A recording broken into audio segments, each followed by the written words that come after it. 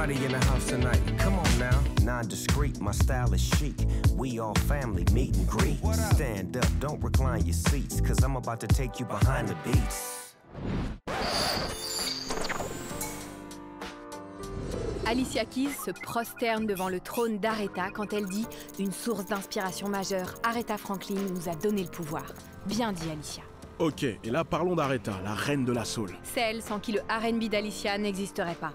Aretha voit le jour en 1942 à Memphis, Tennessee, mais elle grandit à Détroit. Sa famille est très pratiquante, à commencer par son père qui est pasteur baptiste. Clarence Franklin, surnommé le prêcheur à la voix d'or, est célèbre pour ses sermons enflammés qui sont même diffusés à la radio. Et qui sont édités sur disque par le même label qu'Howlin' Wolf, Chuck Berry et Muddy Waters. Ces sermons sont toujours accompagnés par du gospel, chanté par la chorale de la New Bethel Baptist Church. Dont Aretha fait partie depuis son plus jeune âge. Tout le monde est d'accord pour dire qu'elle a un don. Son père invite régulièrement des stars du gospel comme Mahalia Jackson ou Clara Ward et ses Singers.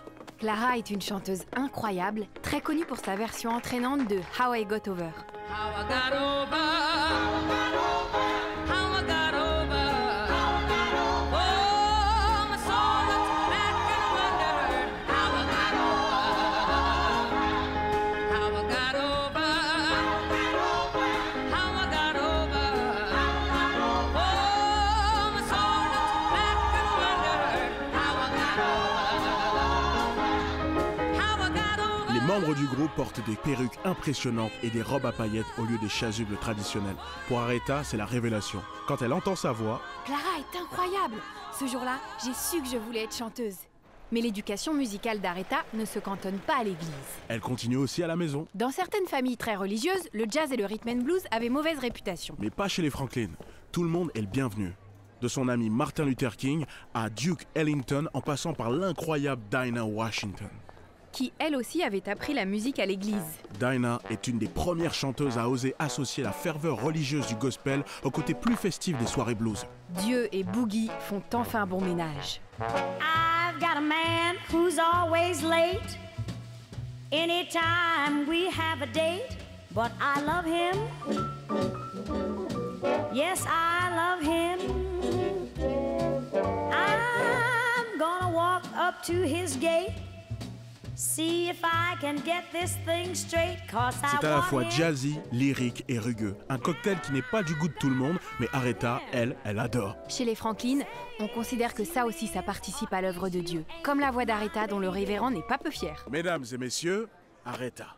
Notre Aretha est la prochaine star. Aretha dit à son père qu'elle veut partir à New York, comme son ami Sam. Sam Cooke, c'est un ami d'Aretha qui chantait du gospel avant d'enregistrer avec succès des chansons profanes et sans dimension religieuse comme You Send Me et Twisting the Night Away. C'est un moment fort. Beaucoup d'autres pères, et surtout des pères pasteurs, lui auraient dit « pas question ». Mais le bon Clarence lui répond « D'accord, vas-y ». Et il encourage sa fille. Aretha part avec sa bénédiction le jour de ses 18 ans pour New York, là où sont toutes les grandes maisons de disques. Et elle va être sous contrat avec Columbia Records pendant 6 ans. Mais ça ne se passe pas si bien que ça. Ces disques ne se vendent pas trop mal, mais ce n'est pas non plus la gloire. Le problème, c'est qu'elle a un son trop propre, trop professionnel, à la new-yorkaise. Le producteur lui dit « fais ci », l'arrangeur lui dit « chante ça ». On lui dit sans cesse quoi faire, c'est énervant à la fin. On ne lui donne pas l'occasion d'être Aretha. Ils n'arrivent pas à trouver la bonne formule. En fait, ils ne comprennent pas qui elle est, ni d'où elle vient. Mais Jerry Wexler de chez Atlantic Records, lui, l'a comprise. Il sait qu'Aretha a besoin de retrouver ses racines, et aussi celles du blues, dans le sud. Alors il l'emmène en Alabama, Où il lui dégote des musiciens élevés au blues. la section rythmique de Muscle Shoals, un groupe de musiciens de studio légendaires. Ils ont enregistré une centaine de disques d'or, dont Land of a Thousand Dances de Wilson Pickett, un ami d'Aretha. Ces gars-là, c'est l'arme secrète du blues, et ils se mettent au travail. Je l'ai emmené à l'église, je l'ai installé au piano, et là je l'ai laissé s'exprimer. Et ça marche! Jerry envoie tout ce beau monde au studio d'Atlantic, et en avant la musique. Jerry laisse Aretha aux commandes, et là, enfin, elle s'épanouit et se ferait son propre chemin à la croisée du gospel et du rhythm and blues. C'est la soul music. Comme celle de Sam Cooke, la musique d'Aretha concilie amour divin et amour terrestre. À grand renfort de rythmique implacable, d'harmonie et de voix aussi puissantes que sensibles. Aretha trouve son équilibre et entre dans l'histoire de la musique. Elle s'approprie la chanson I Say a Little Prayer, qui deviendra l'un de ses plus grands tubes. Et d'autres suivront comme I Never Loved a Man, Think et Respect. The moment I wake up, before I put on my makeup, I say a little prayer for you.